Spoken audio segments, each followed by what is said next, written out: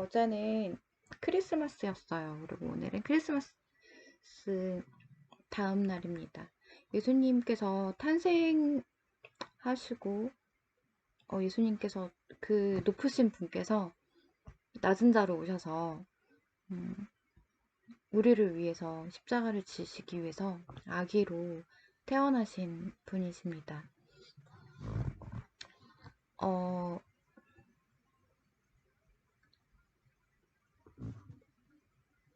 아이들이, 그 아이들이 어른들의 입술을 보지 못해서 말을 잘 언어 장애를 겪고 있대요. 어, 그리고 그러니까 태어나자마자 전염병에 마스크를 가리고 다녀야 되는, 음, 이미 예수님께서 십자가에 못 박혀서 돌아가심으로 우리의 죄를 구원해 주셨는데, 음, 그 구원자가 아닌 그 어른들 기성세대의 잘못으로 아이들이 태어나자마자 얼굴을 가리고 다녀야 되는 그런 상황이 된 거죠. 얼마나 힘들까 생각이 들어요. 어른도 마스크를 쓰면 되게 답답한데, 음, 특히나 보고 배울 것들이 굉장히 많은 이 세상에 죄의 근원인 음란을 배워야 한다는 사실, 그것을 피하려고 다녀도 도처에 너무 많이 도사리고 있고 일상생활에 너무 깊이 파고들고 너무 장난스럽게 아무렇지도 않게 되게 당연하게 그렇게 들어온다는 것이 너무 그 심각한 문제인 것 같습니다.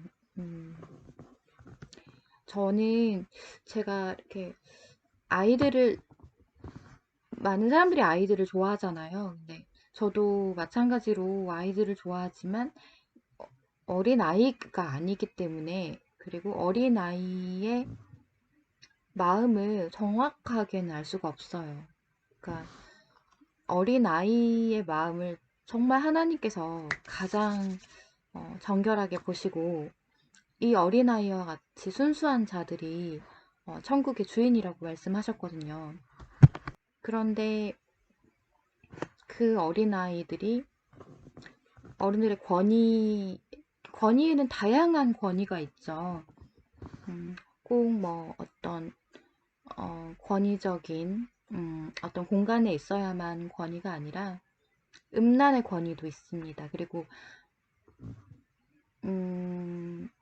뭐 그냥 나이로 인한 권위, 그리고 어,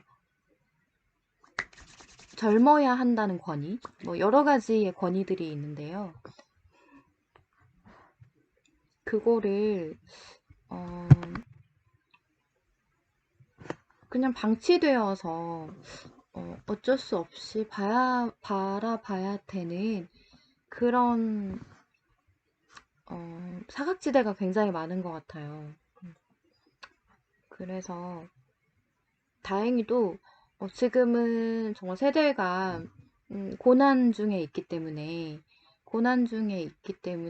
정말로 굉장히 음, 그 고난이 유익이라고, 정말 그 멋진 그 역경 후에 비온 뒤에 무지개가 뜨잖아요. 그렇듯이 그렇게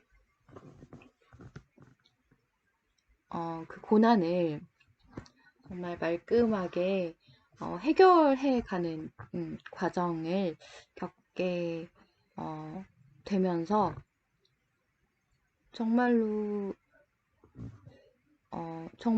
그 마음의 정결함과 완숙함을 갖고 있는 것이죠. 그러니까 마음의 완숙함을 가지려 하면 그것은 세상의 것들, 그러니까 세상이 좋아하는 돈, 음란, 명예, 권위, 뭐 이런 것들의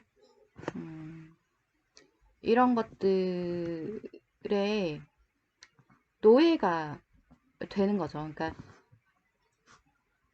이런 것들이 노예가 되는 그런 삶이 아니라, 그러니까 스스로 자처하는 노예인 거죠. 그러니까 어떤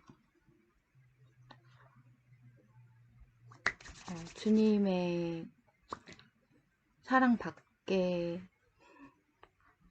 있으면서 자아가 있잖아요. 우리가 형성되었던 자아가 있는데, 그러니까 너무 열악한 환경에 있는 거죠. 그 열악한 환경에 있으면서도 또 정말 이렇게 굳건히 살아갈 수 있게 하심은, 그 와중에도 우리가 선으로 바라봤을 때, 선의 모습으로 바라봤을 때, 그냥 세상 사람들이 좋아하는 모습? 되게 단순한 삶이 아니라 복잡하게 살아가는 삶. 답을 찾는데 시간이 오래 걸리는 삶. 그런 것들이 물론 피해를 입은 삶은 좀 다르겠죠. 그런데 분명히 선택적인 삶이 있거든요. 그런데 나의 인생의 주인이 내가 아닌 사람들이 되면 거짓말쟁이가 되는 거예요. 계속. 그런 삶은 결국에는 주님을 만난다면 잘 풀리는 인생이 됩니다. 그런데 주님이 아무리 이 많은 십자가들 사이에서, 성경책에서, 그리고 등 뒤에 계시고 또 주변에 많은 사람들을 통해서 또 글을 하더라도 무시하거나 조롱하거나 무시하고 조롱하지 않은 채 하면서 밀어내기 마련이죠. 그래서 예수님을 만나기가 어려운 것 같아요.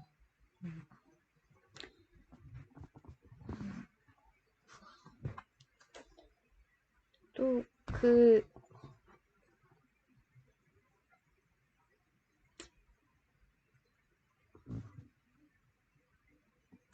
참 쉽지가 않더라고요. 그러니까 삶의 누추함을 보여준다는 것이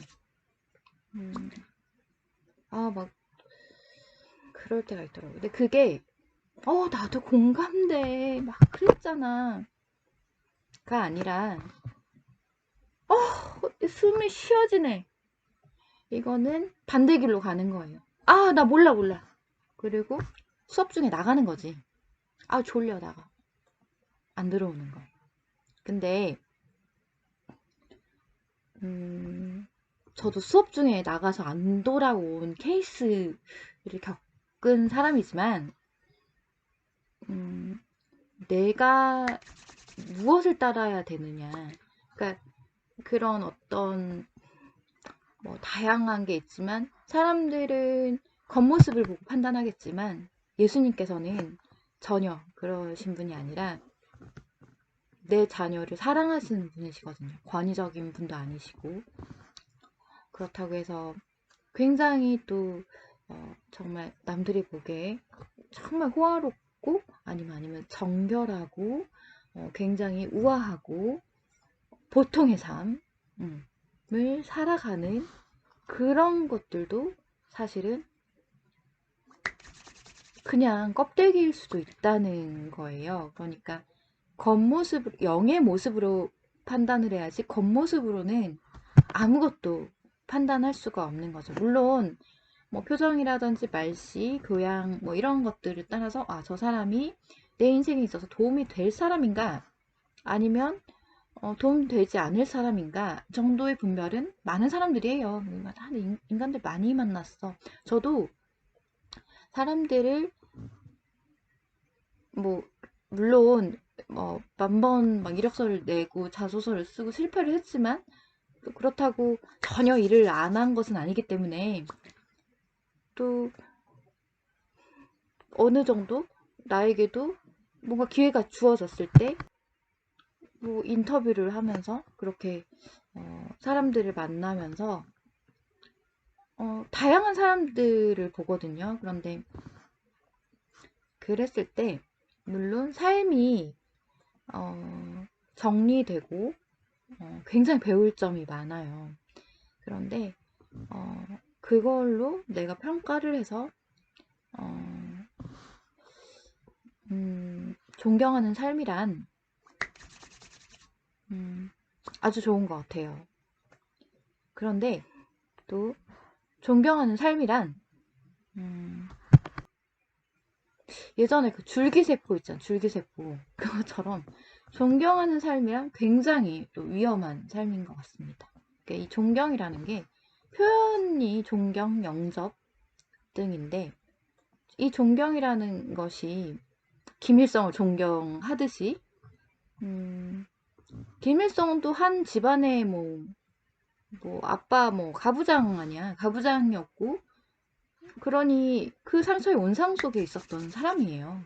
그러니까 그 북한에서는 거의 뭐 종교 지도자가 뭐 되어 있는 사람이겠지만 마찬가지로 뭐 정치인이든 뭐 연예인, 뭐 배우, 뭐 여러 가지 뭐 사람들, 분야들, 그리고 뭐 학계 뭐 무슨 저명한 뭐 어디 막 유명 뭐 박사라든지 뭐 아니면 뭐 의료 뭐 업계 뭐 명의라든지 뭐 아니면 뭐 정말 소문난 떡볶이집이라든지 뭐 여러 가지가 있잖아요. 정말로 맛집이라든지 난 이 맛집이 좋아 아니면 소문난 아이템이라든지 소문난 화장품이라든지 소문난 자동차라든지 그러니까 사물이든 사람이든 나는 모르고 있는 거야. 내가 존경한다는 말로 표현을 하냐 안 하냐 라는 건데 나도 모르게 정말로 존경하고 있을지도 몰라요. 내가 뭘 존경하고 있냐라고 했을 때 많은 사람들이 돈을 많이 존경하는 것 같아. 그리고 돈을 존경하고 사람을 존경하지 않고 돈을 존경하는 게 굉장히 대단한 일이라고 생각하지만 돈에는 사람이 들어가 있죠. 지폐에 보면 위인이 들어가 있잖아. 근데 그 위인이 물론 막 이렇게 신사임당 진짜 신사임당일까요? 그래서 그런 것들이 필요한 것들이긴 하지만 내가 그것을 다뤄야지 그것을 쫓아서 사는 삶은 결코 자랑할 만한 삶이 아니거든요. 많은 사람들이 가장 쉬운 해결책으로 생각하는 것들, 직관적인 삶인데, 그것을 보고 배우고 잘한다? 라는 거는 너무너무 심각하고, 정말 열악한 환경이고, 정말, 정말 재앙이에요. 그런데 그 와중에도 내가 정신을 차릴 수 있게 그러니까 내가 나 모르겠어서 뭐가 뭔지 모르겠고 이 연약한 나를 정신을 차려야지 어린아이를 돌보잖아요. 근데 어린아이를 돌보기 전에 내가 어린아이가 되어야지만 그래야지만 내 그 순수함을 찾을 수 있고 그리고 그런 가운데에 내가 바로 설 수 있고 정립이 되고 그리고 세상을 통감하는 눈도 생기면서도 어떤 그 의의 길로 갈 수 있는 주저앉음이 생기는 거지. 그래서 주저앉았을 때 일어나서 힘을 내서 갈 수 있는 힘이 생기는 것 같아요. 그거에 있어서 가장 중요한 것이 기도가 아닐까 생각합니다.